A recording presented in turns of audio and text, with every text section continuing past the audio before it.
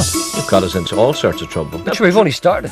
This is Talkback, between now and 1:30. And this week on Gardener's Corner, make your garden berry bright. Still to come on Good Morning Ulster. There's a real buzz of excitement about the place, because it's the folks on the hill. We're at risk at Strangford Lough pouring into our wellies. Wouldn't be the first time.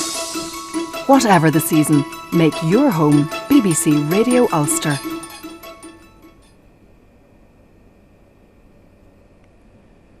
And the new issue of Radio Times contains full details of forthcoming BBC programmes, together with complete listings for all major free-to-air and other television channels.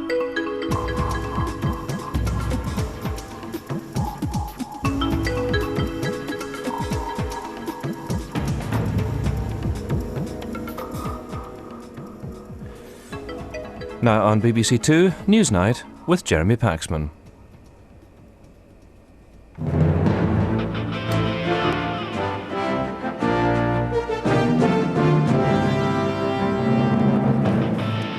Tonight, the government tells us how it hopes to fill the gaping hole in the country's pension plans. But will today's announcement do anything to make these people's future any more comfortable? Look, they're all pigs. They are all enemies of Islam. But those tapes that show a London Muslim fanatic preaching violence and death. And Britain readies its army to redeploy in the Gulf. What are the British planning if it comes to war in Iraq?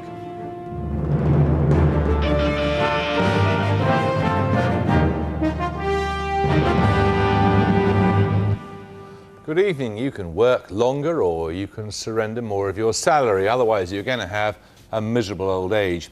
After years of inquiries, consultations and exhortation, the government announced today what it planned to do about the pensions crisis stalking every household in the land. They decided to have further consultation, another inquiry and more exhortation. They're also graciously allowing people to work longer if they want to. First tonight, Paul Mason on the bleak facts and figures behind today's announcement. The pension system is falling apart. The basic problem, we're all living longer. There are 11 million pensioners in the UK, and that figure's set to rise. The proportion of those too old or too young to work is rising too. It's 24% now, but it'll be 37% in 30 years' time. And the current mixture of state, company and private pensions just can't bear the load. We're all trapped inside this crumbling pension system. Problem number one is the basic state pension. That's been falling in value ever since it was delinked from earnings in the 1980s. It's £75 a week now for a single person, and that's topped up to 98 with means-tested benefits. Even that only meets 70% of the basic needs of a pensioner, so 1 in 4 live in poverty. And that figure's set to rise because of what's happening with company pensions. About half the workforce has access to company pension schemes. The money's put onto the stock market, but your income in retirement is guaranteed, usually set at 2/3 of your final salary. But it's a system that's eroding fast. Last year, 46 companies closed their final salary pension schemes to new entrants. This year, it was 84 companies. It's all due to falling stock markets and fewer tax breaks. So more and more of us are being forced into private pension provision. And what are the problems with that? Well, usually the employer doesn't put as much money in. You're not insulated against falling stock markets, and there's a double whammy. At the end of it all, you buy an annuity and you live off the interest. But lower interest rates mean lower incomes in retirement.